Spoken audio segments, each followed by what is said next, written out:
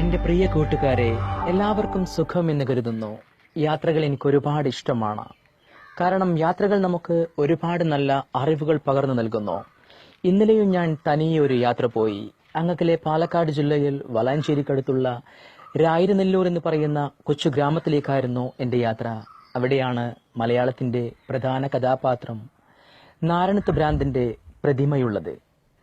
ആ കൊച്ചു ഗ്രാമം നേരിൽ കണ്ടപ്പോൾ ഞാൻ കണ്ട ചിത്രങ്ങൾ നിങ്ങളെയും കാണിക്കണമെന്നൊരാഗ്രഹം എൻ്റെ മനസ്സിൽ തോന്നി. അതുകൊണ്ട് തന്നെയാണ് ഈ വീഡിയോ നിങ്ങളിലേക്ക് എത്തിക്കുന്നത്. നിങ്ങൾക്ക് ഈ വീഡിയോ ഇഷ്ടമായാൽ നിങ്ങളുടെ പ്രിയ കൂട്ടുകാർക്ക് ദയവ് ചെയ്ത് ഷെയർ ചെയ്യണമെന്ന് അപേക്ഷിക്കുന്നു. സ്നേഹത്തോടെ നിങ്ങളുടെ സ്വന്തം സാദി ഇന്ത്യ.